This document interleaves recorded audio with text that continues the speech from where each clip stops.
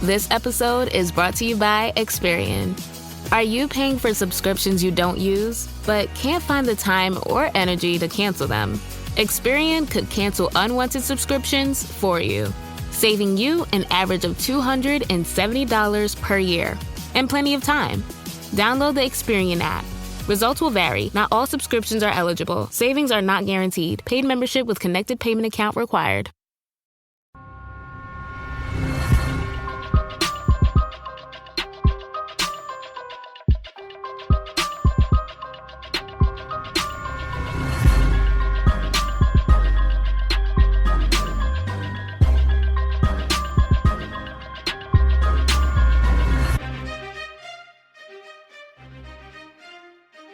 Hey guys, and welcome to the Moms and Murder Podcast, a true crime podcast featuring myself, Mandy, and my dear friend, Melissa. Hi, Melissa. Hi, Mandy. How are you? I'm feeling good. It's almost May already somehow. It is. It is. That's how time works. It just seems like it should not be May yet. It feels like this year is flying by. I just can't believe already that we are at the end of spring, about to have summer starting, and another year is just gone. So our intros could best be described as talking about time and dates or the weather. We are 95 years old. No one's going to believe that we're not. What else is there to talk about anyway? You know. Before we get started, I wanted to make a quick note about last week's story, which was about the Michael Morton case. And thank you so much for all the people that wrote us and said they really enjoyed that story. That story meant so much to me, so I really appreciate it. We did hear from a few people. The story, we talked about it really being in Austin, but technically it was in Georgetown, Texas. And the reason that matters is Georgetown is actually in the county of Williamson, which is where all of this really went down. And Austin is actually in Travis County. So different counties, different prosecutions, different, all of that stuff. So we just wanted to make sure we corrected that before we get into today's show and probably give some other questionable facts. Yeah. As per usual. Yeah. So today we're going to be talking about a story that took place at the Cape Fear Serpentarium. This was the most exotic reptile facility in the country, and they had live exhibits of the world's rarest and deadliest reptiles all in the same place. How would you like to go there, Melissa? Oh, no, thanks. The other day we were working in the yard and I went to move mulch and there was a snake I almost grabbed. And that is as close as I want to ever get to a reptile. I can't imagine being enclosed in a place with a snake. No. Yeah. Get it away from me. Or several snakes. Yeah. So it was also in this snake museum that the tragic murder of Dean Ripa occurred. Dean Ripa was the owner of Cape Fear Serpentarium, and he was born in 1957 in Wilmington, North Carolina, and raised by his parents who were wealthy business developers. And before we get into what happened in this story, we're going to tell you a little bit about Wilmington, North Carolina in this week's segment of We Googled This City. Wilmington, North Carolina is located in the far east side of North Carolina, and as of 2017 has a population of around 110,000 residents. Carolina Beach State Park is one of the few places in the world that the Venus flytrap can be seen in its native environment. The carnivorous plant can be seen year-round but only blooms a few days a year in the spring. I know that the Venus flytrap is real, but don't you kind of think it's just something you saw on cartoons when you were a kid? Every time I see one in real life, I have to just go play with it or make it close up. They're so fun. Wait, you see them? Yeah, they have them at Home Depot in the garden section. A carnivorous Venus flytrap? Oh my gosh, I'm just living under a rock or something. I didn't know they had them at Home Depot. Okay, yeah. My fact doesn't even make sense anymore. I'm you can only find it in this place. And you're no, aisle 10 at Home Depot. They're on clearance after Christmas. Oh my gosh. Okay, well, speaking of Christmas, next door in Wrightsville Beach, for the past 30 years, the town of Wrightsville Beach near Wilmington has something called a flotilla. What's a flotilla, you should be asking yourself? Well, every year, residents of this area, they decorate their boats and have a bit of a boat parade for Christmas and during the holidays, which sounds like a really fun thing to kind of see. We always drive through the neighborhoods to see lights during Christmas and stuff and the holidays. And it would be really cool to see a bunch of boats lit up. I don't know how you say that. Yeah, that would be awesome. It'd be an interesting thing. Yeah, I thought so. Wilmington is affectionately referred to as Wilmywood, okay, or the Hollywood of the East. Not sure if Hollywood actually agrees with this nickname, but several movies and TV shows have actually been filmed here, like Iron Man 3, Sleeping with the Enemy, and Sleepy Hollow, and shows like Dawson's Creek and One Tree Hill. Speaking of One Tree Hill, every year Wilmington hosts a One Tree Hill convention where fans of the show and several of the actors actually come together to do whatever it is that one would do at a convention for One Tree Hill. Which begs the question, what would a Moms and Murder convention look like, Mandy? I have an answer for you. Good. I'm not actually I have a whole sentences. It would be me, Mandy, all of you drinking Diet Coke, and some of you would be chasing Mandy's chickens. Others would be sitting in sweaters and Snuggies watching Sonia Morgan try to hang sheets on her windows in her new apartment on Real Housewives of New York. The Office would play on a constant loop, and several computers would be up, and the only website you can connect to is Reddit. And we would and we would call it the I wish I could go, but my car's making a funny noise convention. And then we'd all stay home and eat cupcakes instead. And that is why we will never have a convention. But I really feel like that's what it would look like.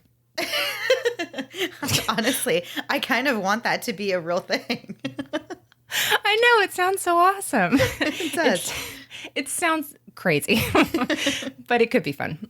So from a young age, this guy, Dean, was very fascinated with snakes, and he would actually bring home many of them in secret against his parents' knowledge. They had no idea that he was doing this, and he would hide them in the attic of his family home.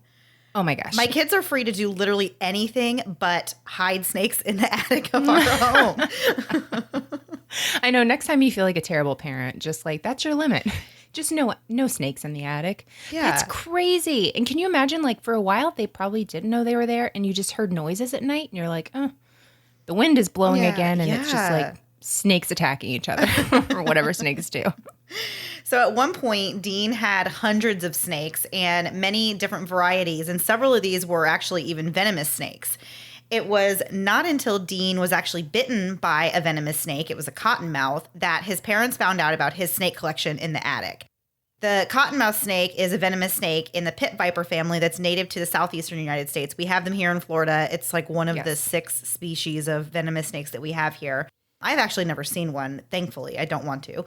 But adult cottonmouth snakes are really actually pretty big for a snake. And although dying from a bite is pretty rare, it oftentimes does lead to a really nasty scar.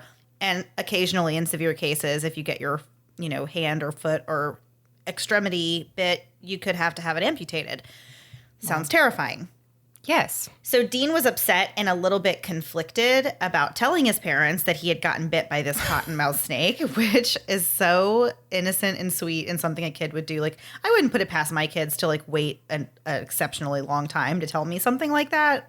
Right. I could totally what's coming after that. Yeah, I could see them waiting and just not wanting to tell me. So Dean did not want to tell his parents, but he knew he was at least smart enough to know that he could die from this bite. So he told his parents, he was only 14, so he needed them to take him to the hospital. Dean ended up spending 2 weeks in the ICU treating a fever, a horribly swollen arm, and blistering skin. But this did not deter his passion for snakes. Even after his parents had gotten rid of all the snakes in the attic and they, donated his entire snake collection to a roadside zoo, Dean really picked up his hobby, right back up where he left off and collected even more snakes. And not only did he collect snakes, but he also taught himself how to breed them. I assume all of this is still going on in the attic of the family home. Maybe the basement. He probably had to change it up, or his parents would be like, we're checking the attic again. He's like, all right, go ahead. Nothing's there. But this is like the days before, this makes me sound like so young, but this is the days before the internet and stuff. Like, he had to figure this all out on his own. It's crazy. Crazy to me. It is super crazy. He began to earn money by collecting snakes for that same zoo that his parents donated his first collection to. With the money he was earning, he bought even more snakes and even more exotic ones like the king cobras, black mambas, and gaboon vipers. I've actually never heard of the last one. It turns out at the time, you could actually order poisonous snakes through the mail. Sure. The Postal Service, what is it, through wind and rain and all that stuff? I guess it's also even delivering snakes. So despite his parents' objection to his hobby, he continued to keep the snakes in his parents' attic. So only a year after he had this bite from the cottonmouth, one of his new cobras had actually gotten loose in the house, and his whole family had to move out of the house for 5 days before the cobra could be found. Oh my gosh. This is such like a teenage boy thing to me, or, a teenage kid really, right? Like, I know you told me not to. You might want to know there's actually a cobra loose. So we might have to get out. I'm mating it with, another one, but we should be back in a few hours, and it's 5 days later. I can't even imagine. So despite these few mishaps, Dean was actually very brilliant with these snakes, and he studied and learned about them extensively. He knew everything there was to know about snakes, and he was obviously completely obsessed. But his eye was not singularly focused to herpetology, which is the branch of zoology concerned with the study of amphibians. I'm really smart and didn't have to Google that. But he had a wide range of creative interests as well. He loved painting, writing, and music. And I was so interested in this because the way he learns about all these arts is unlike really anyone else's story I've heard. It's just pretty incredible. So traditional schooling really just wasn't feeding his creative and adventurous spirit, so Dean ended up dropping out of high school. Taking a brief amount of time off from his passion for herpetology, Dean actually moved to Italy and studied painting with portraitist Pietro Annigani. He was gifted at painting and was later introduced to the famed artist Salvador Dali. Ever heard of him? No big deal, He ended up actually spending a great deal of time with him in studying and developing his own style. If you're not familiar with Salvador Dali, he was a famous surrealist artist, and one of his most notable pieces of art was this painting called The Persistence of Memory, and it comes up in pop culture a lot. You'll see it in various, I feel like I've seen it on album covers, but I'm also thinking that I'm just making that up. I've seen it everywhere. It really is everywhere. It is, yeah. So if you're not familiar with it, it's an oil painting that appears to have several watches or clocks that are almost melting off the painting. So if you've trained with Salvador Dali, it really said a lot about Dean's artistic ability. So this guy is just into everything. He just seems like one of those people just with the most interesting brain, really. He's so passionate about things and also has such a natural talent. And I don't know. I just thought that was really cool. Just seems really like very intelligent person. Super intelligent, but not necessarily like he did leave school. Like that just wasn't the route for him, but he had so much to offer. I mean, he just knew so much and was so creative and just so intelligent. So Dean's artistic style was macabre and haunting. You could really see Salvador Dali's influences in his painting. Collecting and breeding snakes for zoos and private collectors really became a way for him to support his art career. We're going to talk more about his art career and the other things he was doing, which are just insanely interesting to me. And we're going to talk a lot more about Dean and what's to come after we take a quick word from this week's sponsors.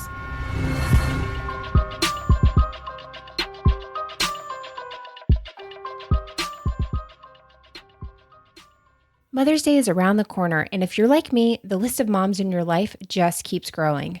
I thought I ran out of Mother's Day gift ideas until we tasted the most incredible bite-sized cupcakes. They're called Baked by Melissa, and they are to die for. I was so excited to see such a bright and fun box filled with little pieces of heaven. The cupcakes are just so adorable. You actually don't want to eat them, but then you do because they're cupcakes, duh, and they are knock your socks off fresh and delicious. Baked by Melissa's bite-sized cupcakes ship perfectly and will make the perfect gift for all of the mothers in your life. Baked by Melissa's bite-sized cupcakes are stuffed, iced, and topped entirely by hand, and because Baked by Melissa uses only the most delicious ingredients like Hershey's fudge, Oreo cookies, each bite is perfection. I love that the mini cupcakes are bite-sized so you can try several different flavors, and most flavors are 50 calories or less, so you can just enjoy them without the guilt. My favorites were the sugar cookie dough, which had a perfect little piece of real cookie dough on top, and the electric tie-dye cupcake, which is exactly as fun and colorful as it sounds. The Baked by Melissa's exclusive Mother's Day flavors include classic s'mores, the electric tie-dye Mandy talked about, strawberry milkshake, which is made with real strawberries, the sugar cookie, vanilla and sprinkles, and chocolate blackout, which of course my daughter could not wait to steal from me. But that's okay because there were several of each flavor in the package for me to share or eat in quiet in my closet once everyone's gone to sleep. My personal favorite would have to be the strawberry milkshake cupcake. It was just the perfect size and was rich in flavor without leaving you with the dreaded food hangover after eating it. Baked by Melissa offers 1 and 2 day shipping nationwide, and it's guaranteed to arrive fresh and delicious. Remember, the last day for standard shipping for Mother's Day is Thursday, May 9th. This Mother's Day, send all the moms in your life the perfect gift with Baked by Melissa. Go to bakedbymelissa.com today and use promo code MomsAndMurder to get 15% off your next order. This is a special offer exclusively for podcast listeners, so make sure you take advantage. That's 15% off at bakedbymelissa.com using promo code MomsAndMurder. Winter is not coming. Winter is going away. Yay! And with that, the winter blues are coming to an end. It's finally time to get back into a routine that empowers you to feel your healthiest. Give yourself an extra boost this season, whether you're looking for more energy, better sleep, to manage stress, or something else to help you feel your healthiest. And you can do that with Care of's personalized vitamins and supplements. Care of offers a fun online quiz that asks you questions about your diet, health goals, and lifestyle choices, and it only takes about 5 minutes to find out your personal, scientifically backed vitamin and supplement recommendations. The thing I really enjoyed about the Care of quiz was that I was able to be really honest with my needs and wants for a healthy lifestyle while admitting that I may drink 3 Diet Cokes a day just to survive. Or 5. Either way, I didn't have to see the judgmental look of a doctor while saying it. Your personalized Care of subscription box gets sent right to your door every month with personalized daily packs, great for a busy on-the-go lifestyle or just for those of us that are a little lazy and a little more forgetful. I love the funny quotes and sayings on each personalized pack that has my name printed right on the front. Care of makes sure you're getting vitamins and protein from the best sources, backed by honest guidance and transparency. Also, Care of now offers protein powders, available in individual packets for those on the go and available also in tubs, all personalized to your fitness goals and dietary preferences. For 50% off your first Care of order, go to takecareof.com and enter MOMS50. Again, for 50% off your first Care of order, go to takecareof.com and enter MOMS50. Now, back to the episode. So before we took the break, we were talking about Dean and how really gifted and talented he was in all these different areas, especially in, art and painting, and he trained with Salvador Dali himself. So he actually really did have some success with his art, and he even sold some paintings to the writer William S. Burroughs, who ended up becoming his writing mentor. So Burroughs was kind of similar to Salvador Dali and was actually an important part of the history of the arts. He wrote 18 novels and several short stories, and his most notable works are the books called Naked Lunch and Junkie. In 1951, he actually killed his wife while drunkenly attempting a William Tell stunt, but that is, of course, a whole other story for another time. So this unique friendship between Dean and Burroughs had begun in 1975 when Dean was 18 years old. He was seeking advice on a manuscript that he was writing, and he sent it to Burroughs hoping for some critique and some guidance. Dean and Burroughs developed a kind of pen pal relationship, and they would often correspond while Dean was on his many exotic trips around the world looking for all these snakes. He often visited Burroughs at his home, where they would exchange things like knives, guns, snakes, and even a human skull that Dean claimed to have robbed from a grave as a teenager. I just have so many questions about how that happens. We have no confirmation on that. That's just like one of the things that came up, but no one knows for sure if he did this. Yeah. So during one of his visits, Dean accidentally set a cobra loose in Burroughs' living room. I just can imagine. It seems like Dean had a lot of mishaps with his snakes getting loose. So I watched a couple of YouTube clips of him, and like whenever he was on the news, and similar to like when the crocodile hunter would go, the crocodile hunter, whenever he would go on like Jay Leno and stuff, but he's just like casually with a venomous snake in front of like a news reporter who's like way off to the side and just like answering questions and very like, yeah, I mean, he could kill you if he attacked you, but yeah, he's not really going to do that. And you're like, what, Dean? Please show a little. Yeah. This is scary to everyone else, but to him, that was just such a way of life. Like, it just was not scary. He knew how to handle them. Their unique friendship continued until 1997, when Dean was at Burroughs' bedside when he died after complications from a heart attack that he had suffered a day prior. So during Dean's exotic travels, he met a beautiful woman named Regina Mertens, and she was the daughter of German parents who were living in Brazil. Regina became fascinated with Dean and the work that he was doing, and This was actually a really good match for Dean because Regina was fearless around snakes, and she started helping Dean to wrangle and, capture these exotic snakes. Because of the dangers of this type of work, Dean suffered 12 venomous snake bites over the course of his entire career. 7 of those bites were from the exceptionally deadly Bushmaster. A Bushmaster's bite is 80% fatal even after antivenom treatment. I can't imagine getting bit by one of those one time. Right? Let alone 7 times. And I've heard that getting those antivenom shots is really not a fun experience either. I'm just wondering if he was slowly becoming some sort of superhero from all of these bites.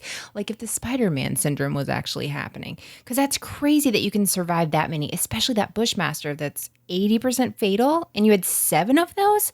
How? Yeah. I don't know how to do the math on that, but it's insane.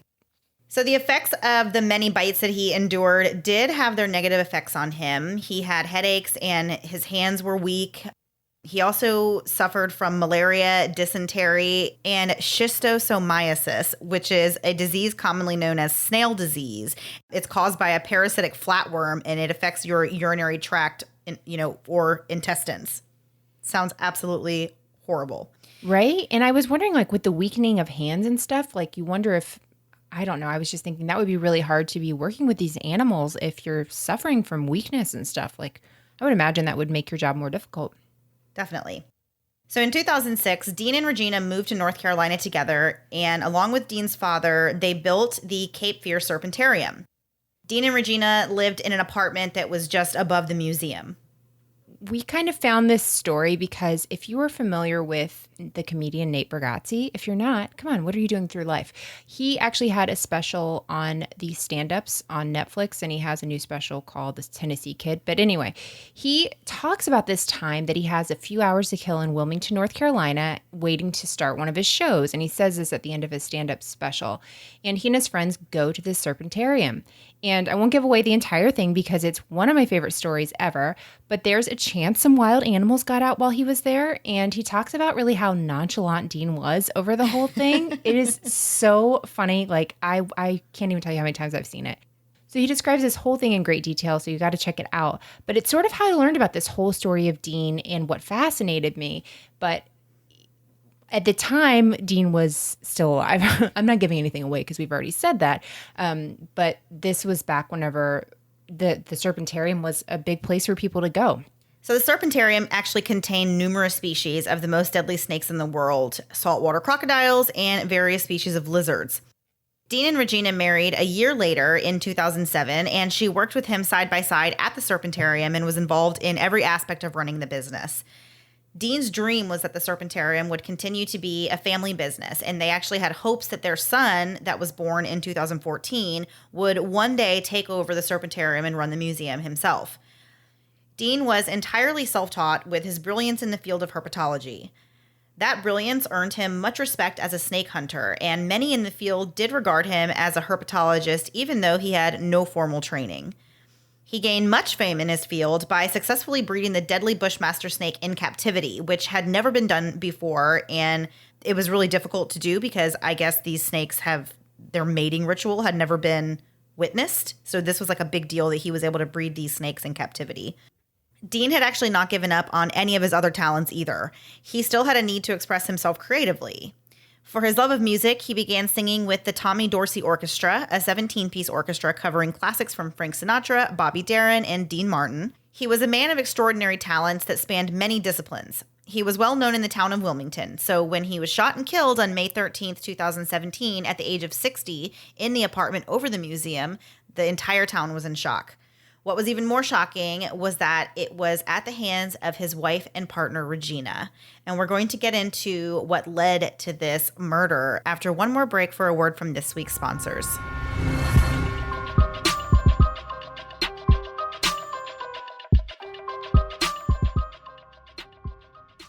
What if I told you that you could lose 20 pounds in 2 days by doing nothing but eating broccoli?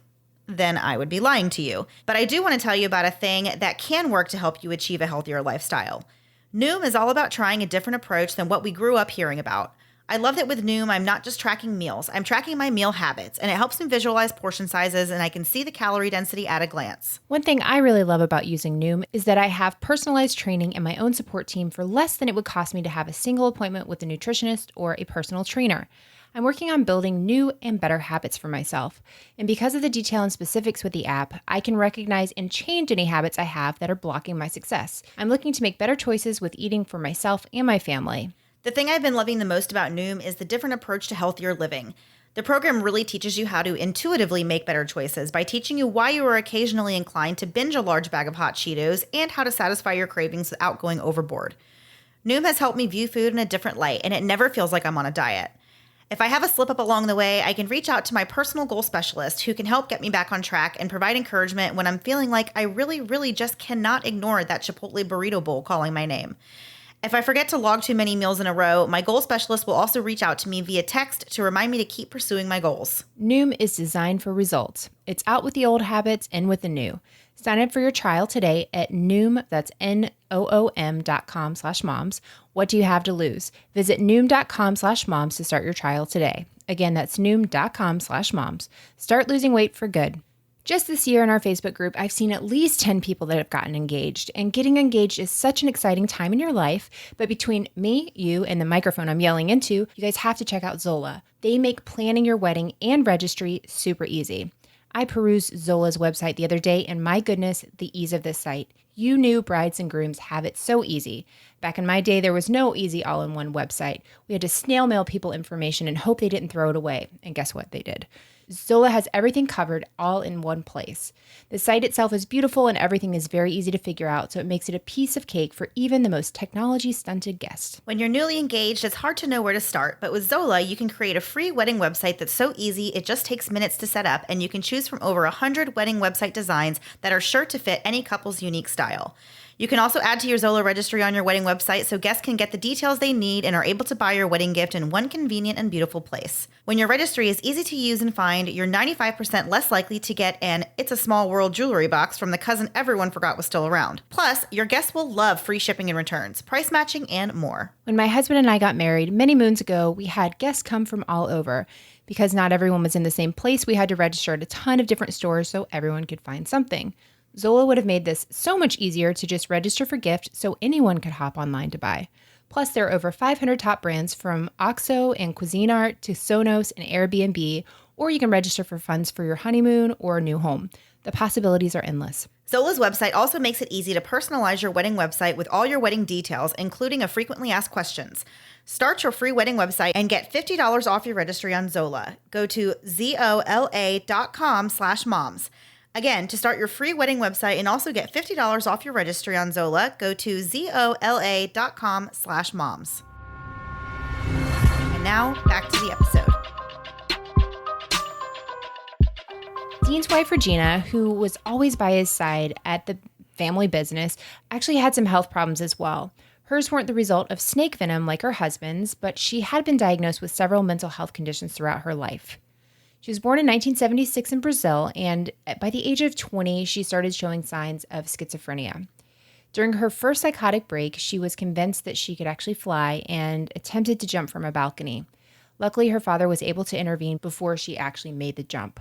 She was officially diagnosed with paranoid schizophrenia. We don't know what all types of therapies that she actually received in Brazil, but it was known that while she was living in the U.S., she would come off of her medications from time to time. She actually had another psychotic episode in March of 2012 and was prescribed a new medication. In 2014, Dean Ripa actually brought her to a psychiatric hospital in which she was actually in a very catatonic state. This was also the year their son Arkin was born. By 2016, she again had to be admitted to the psychiatric hospital. Further testing and evaluation led to another diagnosis of bipolar disorder, and she also had what her lawyer called additional underlying issues. These times that she was going to the psychiatric hospitals would often occur after she failed to take her medication for sometimes months at a time. And the day she actually killed Dean, she had called 911 90 minutes before she shot him. She was frantic in the call, saying that her husband was actually attacking her. She changed her story as the call went on and said her husband and another man were attacking her. Dean actually called 911 himself, saying his wife was not well at the time and she had been off of her medications. So these 911 calls kept coming in for the entire 90 minutes, which made me wonder, like, did the police never come in this situation? How did it get to this point if they're calling for 90 minutes? Then a woman calls saying that she hears this woman in distress outside on the street with her 3-year-old son. And this lady that called stated that this distressed woman's son was up saying that somebody had hurt his dad. And their son, Arkin, was actually only 3 years old at the time, which just hurts your heart to know that he knows enough to know something happened. Mm-hmm. Yeah. So the last call was a man calling to say that Dean had been shot in the head. Dean was actually breathing when 911 was called, but later died on the scene, and Regina was arrested for his murder. Regina had actually shot Dean a total of 5 times, 3 of which were in the head. During Regina's trial, the prosecutor, Amy White, introduced Dr. Mark Hazelrig, a forensic psychologist. He testified about his 5-hour observations of Regina. He classified Regina's psychotic episode as, quote, an insane illusion. At some point prior to the shooting, she had witnessed a cartoon character on TV fighting off some kind of monsters, and according to Dr. Hazelrig, in a moment of delusion, Ripa went from observing that character to believing that she actually was that character fighting these monsters. According to Dr. Hazelrig, this was consistent with a psychotic episode suffered by a person with schizophrenia. The severity of the episode was consistent with someone who had not taken appropriate medication for 5 to 6 months. His conclusion was that Ripa was unable to recognize the criminal nature of her behavior, nor was she able to tell right from wrong. Regina was found not guilty by reason of insanity and would be transferred to a state mental health facility. The expenses of her housing at the facility were going to be taken care of by her family, and she was going to have to remain at the facility at the discretion of the courts and the facility director. I thought that was kind of interesting. I didn't know your family would pay for that. Do you know what I mean? Because you're not going to prison. Does that make sense? I just don't feel like, if that's the norm, I don't feel like I've ever heard that in a story.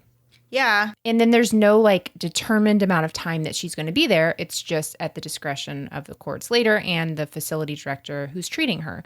So I don't know. Yeah. I mean, I feel like I would want more solid information about where she's going to be and stuff like that. So Dean Ripa's family asked that she not be allowed to contact them or their son ever again. Dean's brother-in-law, Steve, said during the trial that there are really no winners in this case. He went on to describe his brother-in-law, Dean, as someone who made life just more interesting. Dean's family was determined to keep the Serpentarium open and running, one day fulfilling Dean's dream of their son taking it over. But sadly, just a year after Dean's murder, the museum closed for good and has been sold and will most likely be turned into a dentist's office. And if you're wondering what happened to all of the reptiles when the Serpentarium closed, the Phoenix Herpetological Society in Phoenix, Arizona stepped in, and according to a Facebook post, $104,000 had been raised through the sale of these reptiles. And that money is going into a trust for the little boy, Arkin Ripa, who was Dean's 4-year-old son, which I think is really cool. Yeah, absolutely. It's nice to see that community that Dean had been so much involved in to come together to take care of his son. If you get a chance to watch some of these YouTube videos, I'll add some links in the show notes. It's so interesting to see him just in his element. And this guy's life, I don't know. I don't think I've ever heard of anyone's life who's done this much stuff, like from Salvador Dali to the writer Burroughs. Yeah, he really does have quite an accomplished list of things that he's done. And when his brother said that, or his brother-in-law said that he made life more interesting, that just totally seemed like him. So I don't know. This story just is interesting to me just based on this Netflix special I saw, and then just learning more about him. He was truly such a really interesting guy. So before we get out of here for this week, I know that was a little bit different of a story. Snakes is not usually our thing. We normally steer clear of things like that. But that was such an interesting story. And like you said, Dean Ripa is a very interesting guy. So I would definitely look up some more stuff about him. I also listened to like a few of the 911 calls and everything, and they are really interesting to listen to in this case, just kind of getting a feel for what happened in the story. And I do really wonder, though, like if the call started 90 minutes before, at what point did officers and stuff arrive. Yeah, well, that was the one thing that kind of surprised me in this case was that 911 was actually dialed several times and nobody responded to these calls. Nobody went and checked it out. So before we get out of here for this week, we are, of course, going to answer a couple of questions for our last thing before we go segment. So this week we have a question from Savannah, who is a longtime listener of the show and one of our good friends. And she wants to know what, in our opinion, is the greatest invention of all time. Mandy, do you have a greatest invention of all time? I like a lot of things Me too. of modern day, but I have to honestly say something I feel like people do not give enough credit to is indoor plumbing. Ooh, nice. Yeah. Yeah. If you've ever had to use what are they called? Porta potty somewhere? Yeah. You will quickly thank your lucky stars for indoor plumbing. Yeah. It's an interesting thing because you take it for granted and you just don't even think about it. But I don't know what I would do if I didn't have indoor plumbing. I would not make it back in the days. I mean, you poop outside. Plumbing. That's the short answer. Yeah. Yeah, no, I agree with you. That's not one I would even think about, but I would really be upset if that was taken away from me. The one I would think is probably kind of in the same, not the same line because mine's not poop related, but air conditioning, because we live in Florida and I could not make it. Whenever they talk about how we have signs for some bank here, maybe Fifth Third Bank, I don't remember which bank it is, but it says, which also Fifth Third Bank is the dumbest name for a bank I've ever heard in my entire life. There are signs that say we were here before air conditioning was in Florida. And I'm like, wow, that is really something to brag about because most people would not want to be here without AC. Because our AC is really on like almost all year. It's rarely not on, right? Like I'm always running my AC. So, and fans are not going to cut it for you. So thank you, AC person. If I was drinking something right now, I would pour something out for you.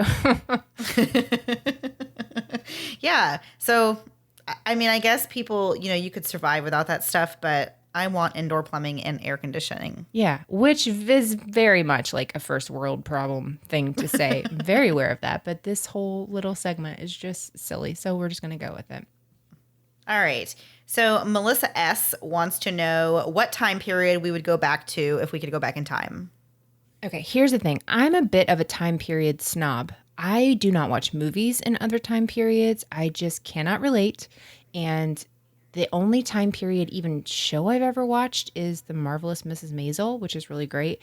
But I had to be convinced that I would not hate that it was in a time period because it was in the 50s, which I'm just so young. I have no idea what happened. Wait, so you don't even like to watch TV shows that are set in other time periods? Okay, like 80s, sure. 70s, fine. 50s? No, can't relate. Can't relate.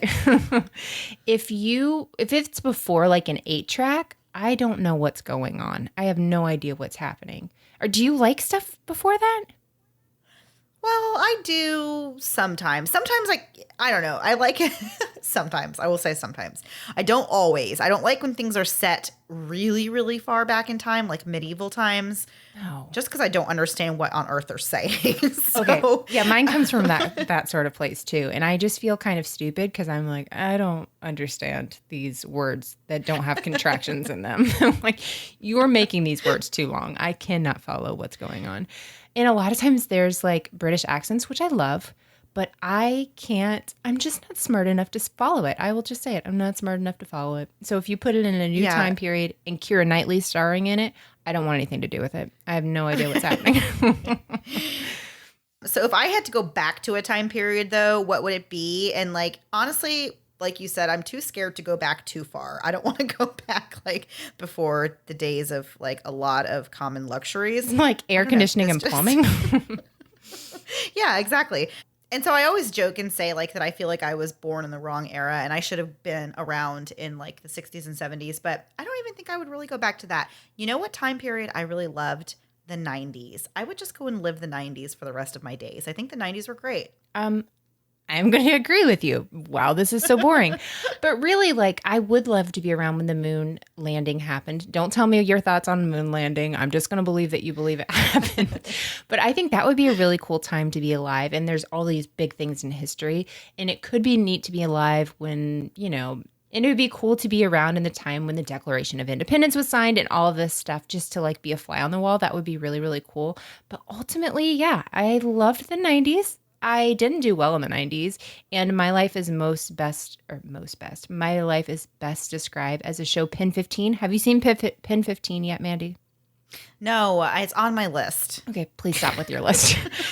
It's a show on Hulu. If you haven't watched it and you graduated in the time around 2000 or you were in middle school or anything like that, you will love this show. It has heart. It has funny.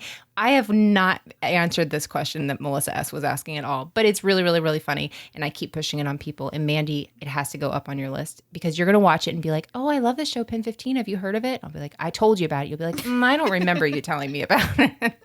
I'll be like, I post about it all the time. But anyway, it's really great. But yeah, I agree. It's just like a simpler time. And it might just be because that was our youth and life was easier then, maybe? Yeah, maybe. Yeah, but I don't want to be back in the pre-air conditioning and plumbing. That sounds miserable.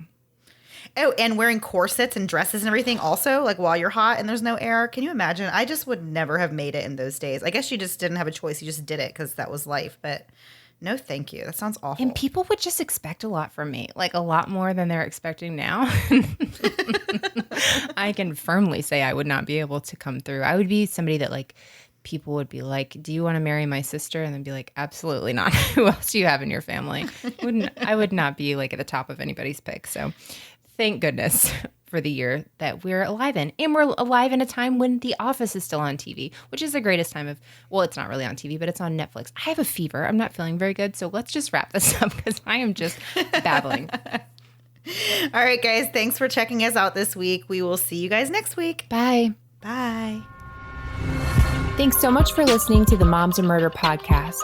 Make sure to check back with us next week for a new episode. You can also find us at momsandmurder.com, where you can connect with us via social media. Please make sure you subscribe and give us 5 stars, because giving us 4 stars would be a crime. Thanks so much.